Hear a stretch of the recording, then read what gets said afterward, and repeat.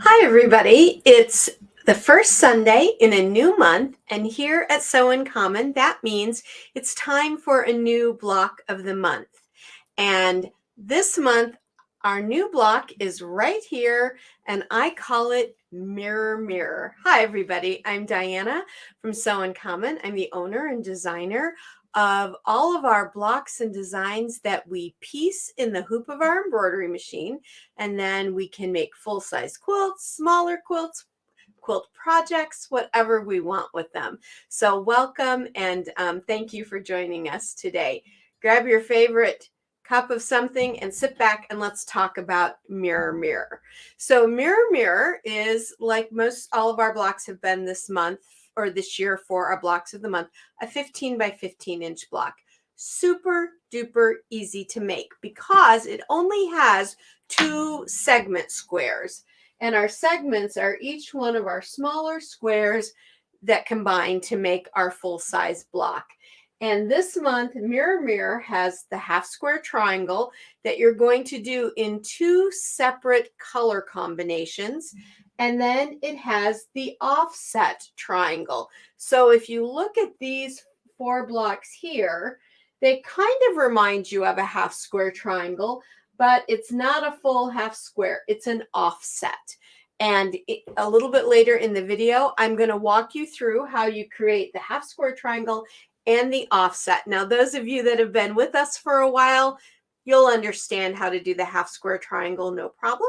But if you're new with us, then you'll be able to see how to do the half square triangle and the offset. And speaking of new subscribers, I want to welcome all of our new subscribers.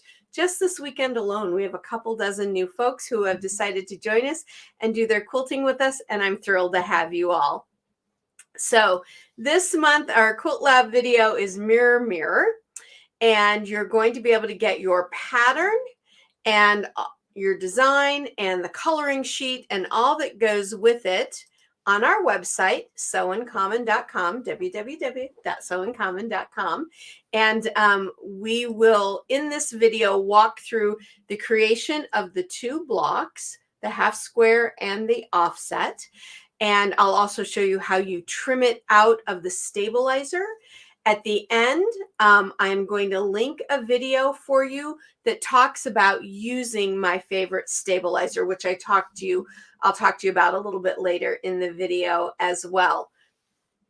So go ahead, like I said, grab your favorite drink and let's get started. First of all, before we go over to the machine and start working on the stitch out, I want to talk about the colors here. You can, of course, do any colors that you like. I split my black in the outer ring up into 2 fabrics because it makes it look like to me like you're looking down into a mirror. Thus, Mirror Mirror being the name of the block, right? So you could take the black that's in these outer 4 corners and do the same black or whatever dark color you choose to use you could use the same one here. So this and this could be the same if you want to do it that way. But I really like having the separate fabrics, but in the same colorway. Now, another thing I want to talk about is in the offset, I chose to use this fabric that has these little bitty bees on them.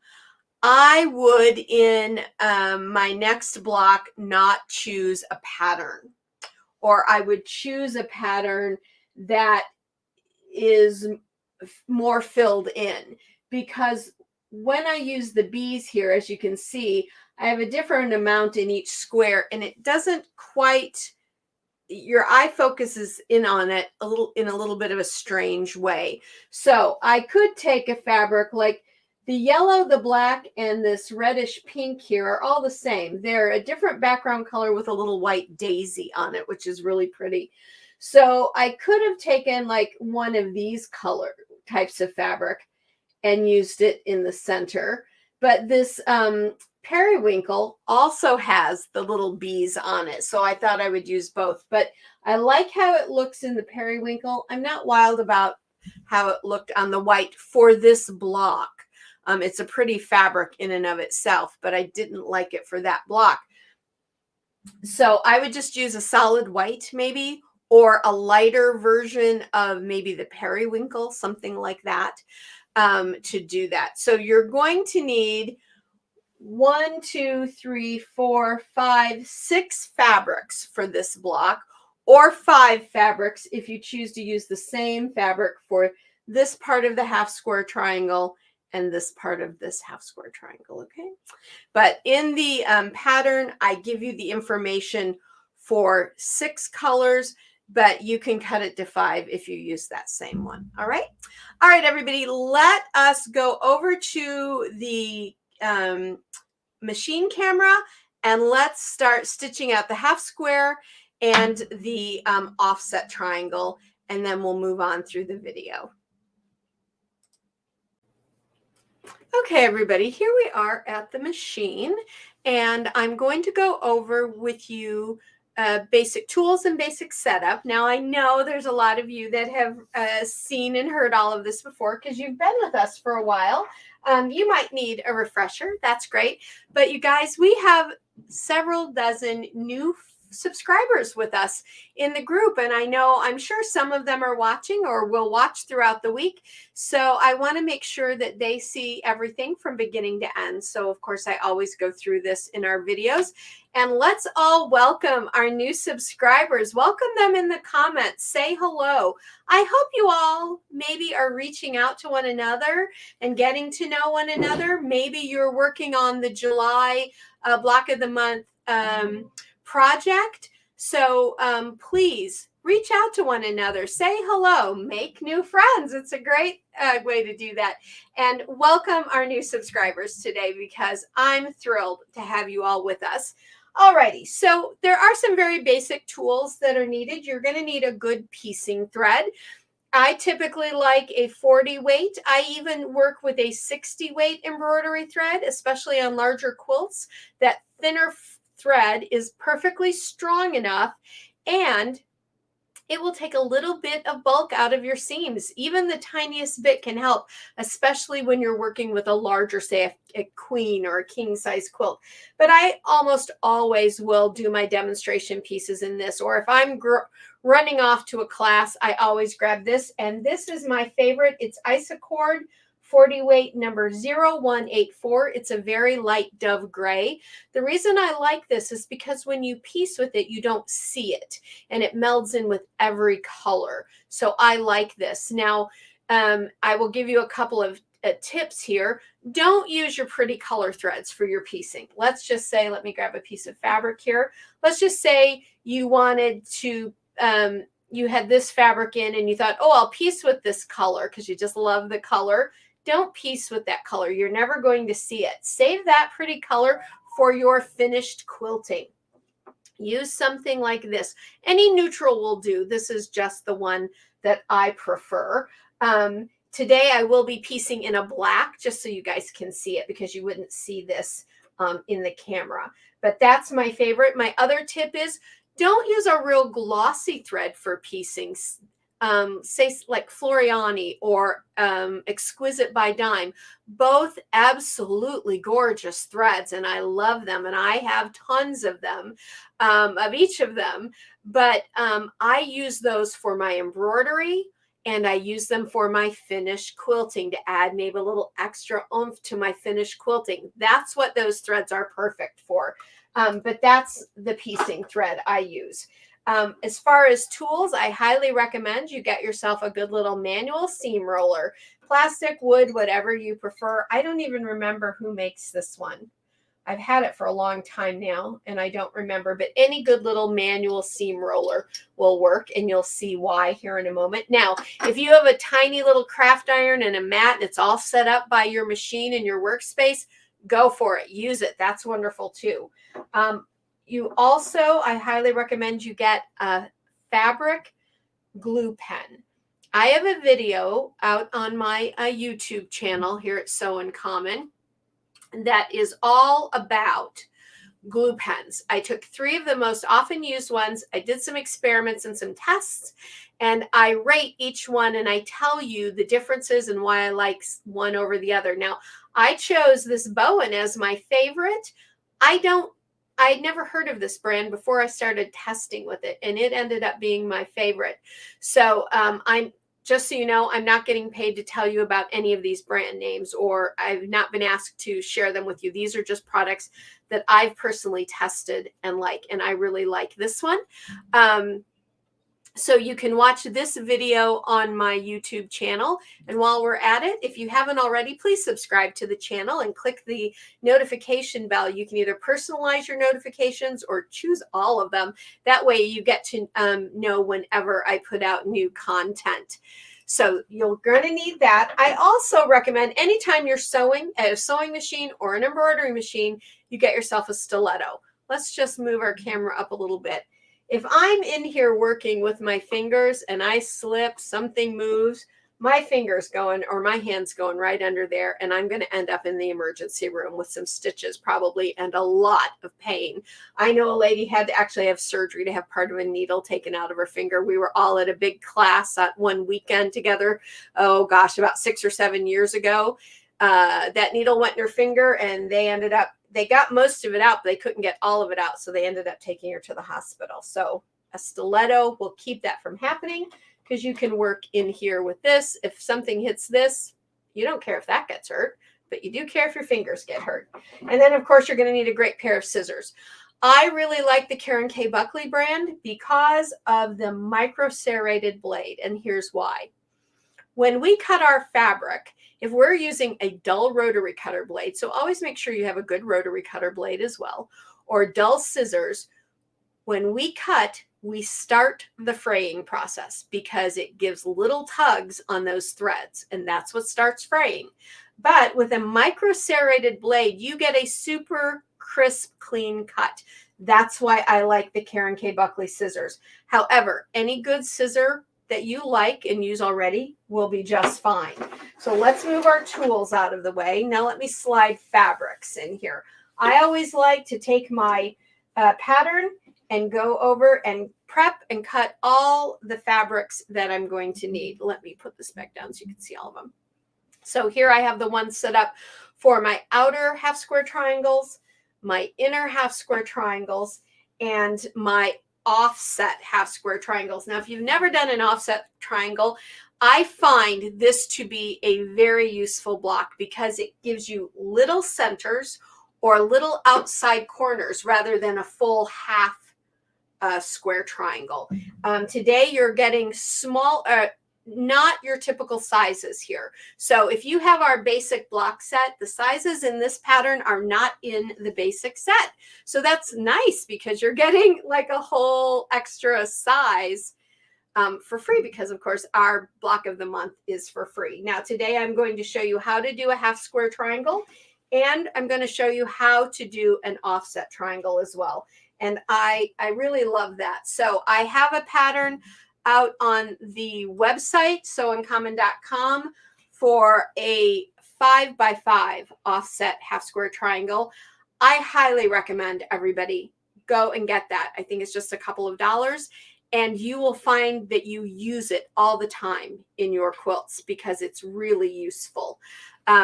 So we'll talk about more about how you get these things on the website in a little while. And let me take that down. Alrighty, so the first thing we're going to do is a half square triangle. Now I have my machine set up over here.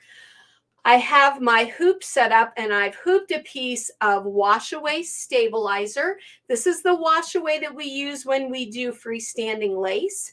If you've never used this before, or you're wondering why I use this, because there are other stabilizers you can use, I'm going to link my stabilizer video at the end of this video. You'll just click on it and you can watch it, because I spent most of the spring and part of the early summer doing 15 different experiments with stabilizers and washaways to make sure that when I recommended this to you guys, I also was able to tell you exactly how you would get rid of it so that when you go to do your finished quilting, you don't have any stabilizer in your quilt. Okay. And you're just dealing then with your top fabric, your batting, and your backing. No stabilizer in there adding bulk. So I will link that so you can watch it. It is my absolute favorite stabilizer to use in this method. So the very first thing we're going to do is we've got our pattern set on our machine. We're going to stitch out the boundary box. And the boundary box basically shows us the finished size of our square. And with the method that I'm showing you, I've built into our patterns. Oh, did I set? Hang on. I got this set at the wrong place. Let me just back up here a sec. There we go. This won't matter because it's going to be right in there anyway. I'll do my boundary box now. I won't switch out the stabilizer. I'll just have an extra little piece there on the line. The boundary box gives you, like I said, the whole boundary of your finished half square triangle. And as I digitize my blocks when I'm designing them, I set them up so that you have guides on them, because for these larger 15 by 15 blocks, we have to sew them together on the sewing machine. And I know people are like, oh, but I don't want to have to use a 1/4 inch sewing foot. And I don't want to worry about, do I have the right 1/4 inch? Is it a scant 1/4 inch? Guys, you don't have to, because I've built in the guide for you on these patterns so that you don't have to use any of that. You just sit down with a regular foot or a walking foot if you want to, and stitch away. It's super duper simple. All right, so here we have our boundary. And now the next step is to stitch out basically what will be the boundary between our upper half and lower half of our half square triangle. And I've got my fabrics prepped here. And I like on my half square triangles to always start out with my lighter color on top, because remember, you can always rotate it. So in the actual finished block, the darker one ends up on top in this pattern, but I always stitch them out with the lighter one on this pattern. That way, when I put this darker one on and flip it, I don't have any shadowing. But honestly, shadowing doesn't bother me too much either, so I wouldn't worry about that. I think I need to, I think I need to rethread. No, I've got enough bobbin for now. Let me just rethread. There we go. Luckily, we have an auto threader, and I don't have to worry about doing that with my eyes. My eyes are good. All right, so I'm going to slide this out. Now you can see I have my upper box, my bottom box. I always take my glue stick and I give myself a little swipe right in there to hold my fabric down. When you are piecing in the hoop, your first fabric always gets laid down right side up. And I've given you plenty of fabric in the instructions when you cut these. That way you have enough to trim when you trim it out of the stabilizer, and you have enough for your 1/4 square triangles. Now, I'm going to tell you this right now. You feel right there, you will feel the thread, and you can see it. And I'm telling you, just eyeball it. Don't start getting out your rulers and measuring to make sure that's exactly a 1/4 inch. You just need roughly that 1/4 inch there. And then lay that out. And now we're ready to do the next step, which is going to be to stitch down this top fabric, this first piece. And as I said, it is always stitched down right side up, no matter what block you do. You might have heard of a method called flip and stitch. That's basically what we're doing here. Alrighty. Now, with our second piece of fabric, I'm going to pull this out so you can see it. Second and all subsequent pieces of fabric are laid down right sides together, or pretty side down. I'm just going to lay that out right there, right on top of my other piece. Slide that back in. Now, This might be a place where you want to just kind of hold it right here close to the needle for a second until it gets in there and gets going. Perfect. You might want to put this out here. I will tell you, I get a little lazy and use my fingers sometimes, and I have gotten caught. It's not pretty when you get caught with your finger under there. Now, while that's still doing it, I give a little swipe of my glue there. Now, I'm going to flip this. I'm actually going to bring this down, and I'll move my camera down. There we go. So I flipped this over. To get a nice seam here, this is where, or a nice flat block here, this is where your seam roller comes in really, really handy. And then I got that little bit of glue holding it down. I'm going to place that back into my machine. And now I will stitch down this final side. And then there is one more step. Oh, let me put this up so you can see.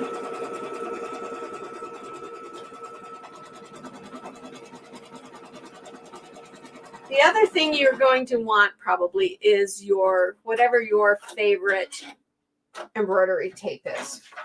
Because the last step that we do is another boundary box. And what that other boundary box does is it connects your fabrics at all of the corners between your fabric changes. Now, you don't need to put tape all the way around everything. I just put it on my joins right there, like a piece right there. So wherever I would have a join of two pieces of fabric. Now, if I had them on something where I had lots of little pieces down the side, then I'd just put one whole big strip of tape and a piece there. And that will just come right off when we go over to cut this out. And now we're going to do our final boundary box, or our finished box, our finishing box. And what this does is it also gives you a guide for sewing and a guide for cutting. And you'll see that when we go over to the other camera to cut these out of our stabilizer. Now, I know that black looks pretty black there. You can really see it, and that's the intention. You won't see that when you're using your lighter thread. Okay, so that is our half square triangle. Wasn't it simple? Super simple. So I'm going to just take this out of my hoop, and I'm going to rehoop, and we're going to reset up here for our offset triangle. I'm just over here putting in a new piece of stabilizer. Let's talk about hoops for a second while I'm doing this. You can do multiples in bigger hoops if you have them. I recommend that you're careful when you do that and don't overfill your hoop, because you'll get slippage and you'll end up with something getting ruined. The other thing that I like to do is use the smallest hoop that I can get away with when I'm piecing. Piecing one block gives you much more control and all. Now I know that you're thinking, but you're using all of this stabilizer. That's true, but the price of my stabilizer, because you can buy this wash away in bulk, is a penny or less than a penny per sheet. And so I just prefer to do it that way because I get better control that way. Now I'm just coming in here and setting up my offset.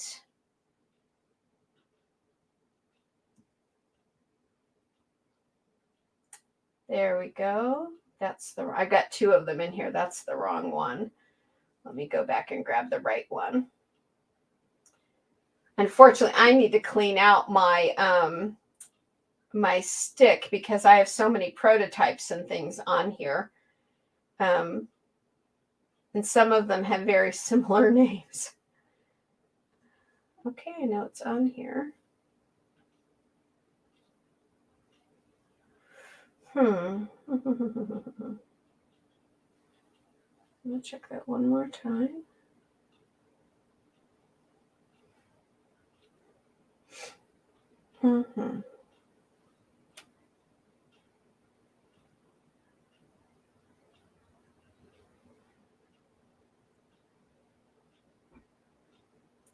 This might be right. Let me double check. Yes, it's right. I did grab the right one. All right, so here we go.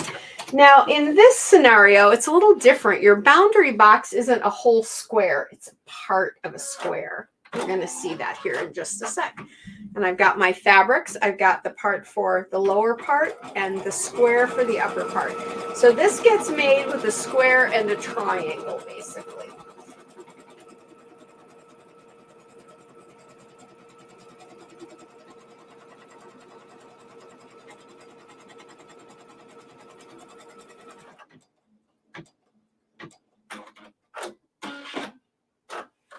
All righty. Now we'll pull that out and bring it over here. So there, because this is the upper part of the offset, and then we're going to have the lower part of the offset. I'm going to grab my glue pen and I'm going to give 2 little swipes there. And when you use wash away stabilizer and you use my technique for washing it away, it will also wash away your glue. And it's kind of funny because whatever color the glue is on your glue stick, you end up seeing it in the water, and it's kind of a funny little thing. At first you're like, what's that? And it's just your glue, which is made to be washed away. So it's not a problem. So now this is our first piece of fabric. So we're laying it down right side up, just like we did when we made our half square triangle.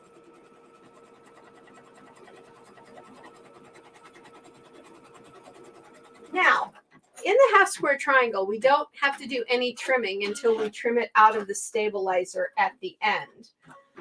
But with this one, we actually need to do some trimming right here.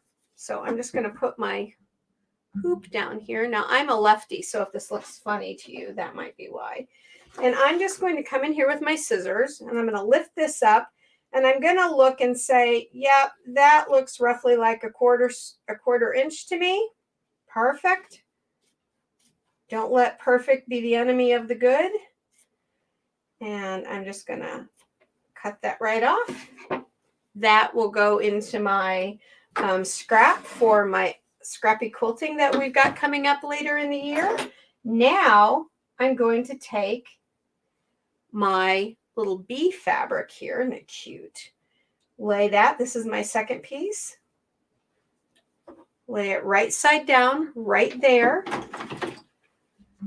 Bring this back up, and we'll stitch this down. You can kind of hold that with your stiletto. And yes, again, I give you a generous amount of fabric there because I would rather you have some fabric in your scraps than not enough when you flip. So I'm going to flip this now and grab my seam roller and seam roll this down.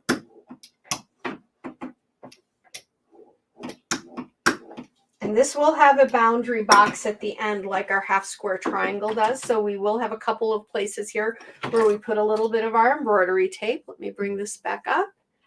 And here we go.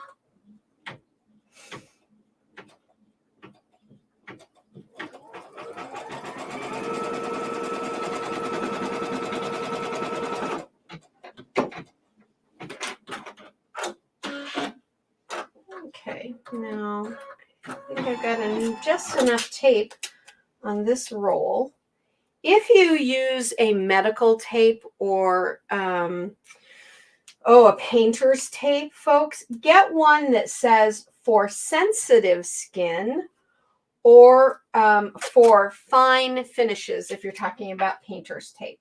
That is like saying it is a fabric. It's like saying it's archivally safe. It's not going to leave chemical in here, which over time will start to erode your fabric. Even after it's washed, it can over time, your erosion will start in those places. So not all medical grade tape is the same. This tape is from the 3M company, and it's Transpore, it's called. And it's see-through and it tears away super duper duper easy, and I love it. But there's 2 versions. There's a regular version and a sensitive skin version, and you want the sensitive skin version if you use this, or if you use any medical tape. If it's a white medical paper tape, sensitive skin. Now, if you use a paper tape for embroidery, because I know there are some companies out there, let's just say one, Kimberbell makes one. It's a beautiful tape. It's archivally or fabric safe, and you'll want to use that. Now we're just going to do our boundary box. That way you don't have to worry about erosion. That's also why fabric pen glue makes a difference. Your glue that says non-toxic for school glue, that works too. That's good. But don't just grab any glue pen. If you grab, not all school glues are non-toxic, believe it or not. They make them look the same, but companies that aren't brand name don't necessarily always make them non-toxic. So make sure it says it somewhere on the product or somewhere on the product packaging. All right, folks, we are done with our offset half square triangle, or our offset triangle. Now, this is why I love it. See how nice and small this is? So if I wanted this on an outside corner, what a lovely frame this could be. Not a full half frame, but just that little bit for the frame. Or if I'm putting these in a center, like we're going to be doing with our block today, we're going to get a nice little square of 4, not a big square of 4. So I really find this useful. I find it useful as a quilt label too, because look at all the space where I can put my embroidery, my name, a little bit about it, whose it's for, the date, all of that kind of cool stuff. All right. We are now going to go over to our other camera, and I'm going to show you how to cut these out of the stabilizer, and then we will go to our main camera and wrap up for today's video. Okay, here we are at the cutting mat, and we're going to cut these out of our stabilizer. And again, I'm doing this mainly for folks that are new, or maybe you haven't done it in a while, to kind of show you this process. So the first thing I want to do is peel away my tape that I used. And again, this particular tape is really nice because it just peels away. But don't forget to get the kind for sensitive skin. I know that a lot of folks when they do regular embroidery just grab whatever they can grab, but for quilting I would use a sensitive skin tape for anything with fabric, but for quilts especially, it's really important. Okay, so here we have our box, right? So everything inside this box is our finished size. So we need to have a 1/4 inch all the way around it so that we have our 1/4 inch seam. Super easy. Here's your line. That's going to be your guide. And here's the 1/4 inch on your ruler. Lay this 1/4 inch right along. So there, it's there, it's there, it's there, all the way up, right along that line. Then take your rotary cutter. Now, I like using a pinking blade rotary cutter. Again, it removes some bulk from my seams, so I like that, but you can always use a regular 45mm rotary cutter, and I cut that out. And then all I do is move around my block. And I'm going to actually put mine on a bit of an angle here because I'm a lefty and the way I'm sitting, but there we go. And you're just going to do this all the way around your block. And so in my process, folks, what I love to do is I love to sit and just stitch these out, and then I go and I cut them. Now, see, I pulled there and I gave myself 2 strings that are going to start doing some fraying if I don't come in here and cut them. That's my bad because I pulled, and that tells me I probably need a new blade on here. In fact, I know I need a new blade on here. All right, now what I do once I've done this is I'll come in here and I'll just nip my corners just a little bit, not a lot. Because again, just taking that little bit, what I call dust, out of the corners of my block will help with my bulk in my seams.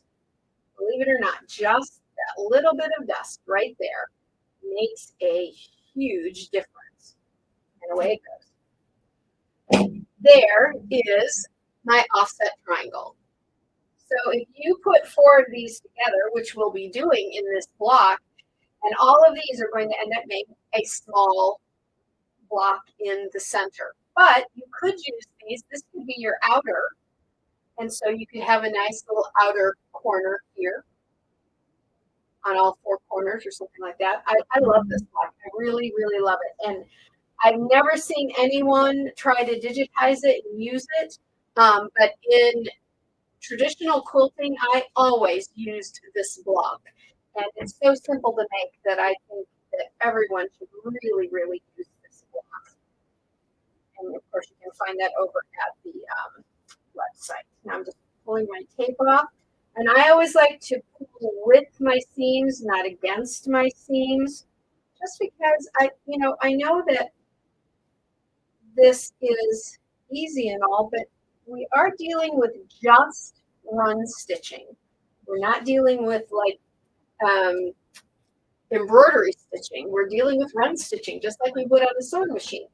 If you're not careful, you're going to pull that out. So, when you're coming around where these joins are, pull with the seam, so with the fabric. So here's my top fabric.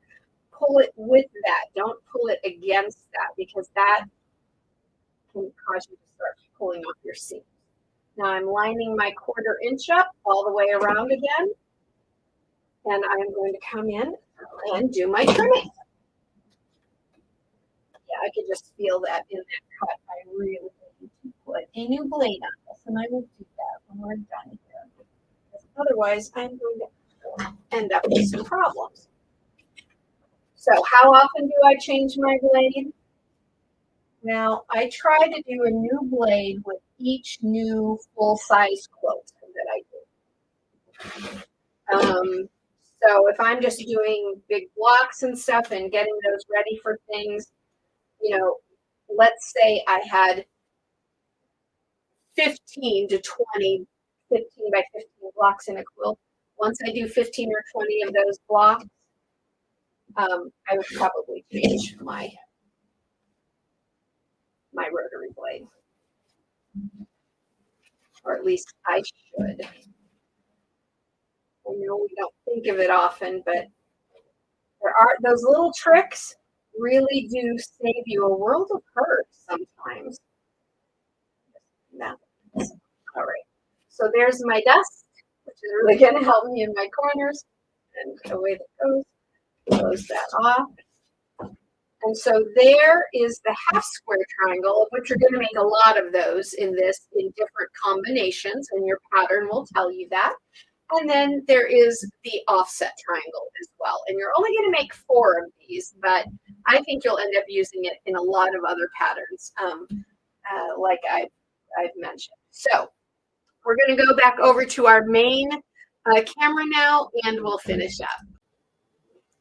Okay, everybody. So we've shown you how to stitch your half square triangle and your offset triangle. So your half square triangle and your offset triangle. You can get your pattern, which is completely free because it's Block of the Month, at our website, sewincommon.com. That's also where you can get our brand new Build a Block in the Hoop Basic Block Set 1. Let me just tell you, in case you haven't heard, it is our first set out there where you get the 3 most basic block sets, or basic blocks in quilting: the half square triangle, the 1/4 square triangle, and the square, in 4 sizes. Each one of them come in the 2, 3, 4, and 5. I'm sorry, I've got something in my eye. Yeah, that's my bangs. It's time for a bang trim. The 2, 3, and 4, and 5 inch squares, or sizes for each of those 3.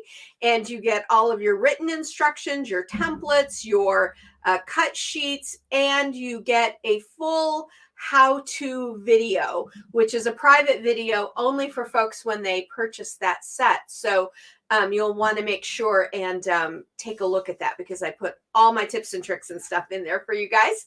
And you can literally make hundreds of quilts, because I created that set from the first stitch to the last with this one thing in mind. If I have a quilt pattern that has those 3 types of blocks, or just one of them, or a couple of them in there, with those component sizes, can I create a full-size bed quilt? And yes, you absolutely can. So I want you to have what you need. And we've been getting some requests for extended sizes of this set. Now, I've created this set so that you can make regular quilts. Normally, a block in a normal quilt, a component block, a segment, is typically not more than 5 inches, but some of you want bigger. Okay, that's cool. I'm good with that. If you want to do big 24-inch blocks and stuff with those components, that's fine. We are going to do some extended size sets, and I think that will probably still come out sometime between now and the holidays, but I don't have a date for you yet. I just don't, I just can't pinpoint, even if it's going to be like October, November, early December. Don't know yet, because we have some really great new things coming in the new year. And so it's like, hurry, hurry, hurry, hurry. And I would like to try and get another basic block set 2 out, because there are still some basic blocks that you all really need in those size range. And that all leads me to this little piece, and I don't want to make any kind of a deal out of it, but I was asked today if I would create a specific block from the set in a specific size one time for a customer. Unfortunately, folks, we just can't do that here. We have too much stuff in the pipeline coming out in our product line that we don't take individual orders, but I know the individual order is coming in a set. And trust me, if you had me build one block for you, by the time I created it, digitized it, tested it, wrote up all the information about it, did the sample so I could have a picture for it, all of that, you'd be paying for time, and you could buy the block set 4 or 5 times over, because it would be really expensive.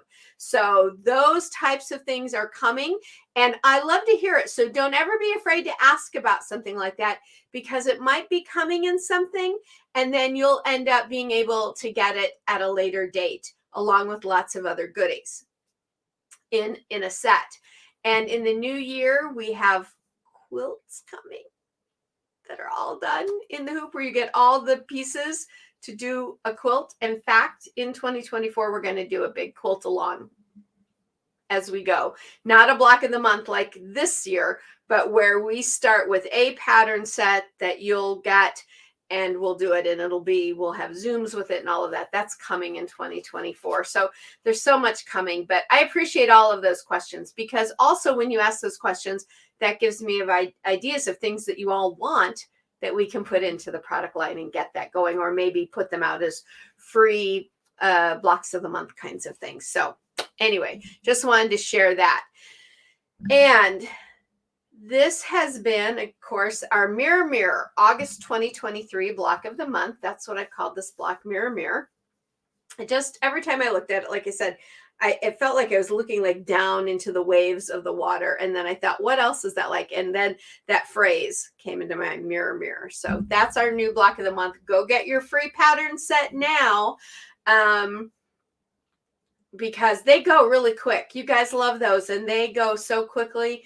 I spent most of the weekend inventorying for the snowball block, because I hope that means a lot of you are out there making that for the little contest. And remember, you have until August 30th to post your finished piece at our Facebook page, Sew in Common. So if you watch the video for how to make the block and the video for the quilting, it'll talk you through what you need to do. It's super simple. You need 15 blocks, basically. That's all. And then how to do the quilting as well. So don't forget to do that by the 30th of August. And if you need to get a hold of me, you can contact me at support@sewuncommon.com. And I'm going to try and be bringing on someone new here at Sew Uncommon.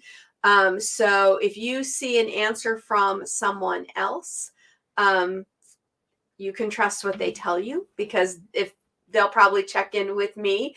But I'm still trying to answer all of those as fast as I can answer them, within at least 24 hours, if not sooner, because I love talking with you guys. So I don't want to give up all of that.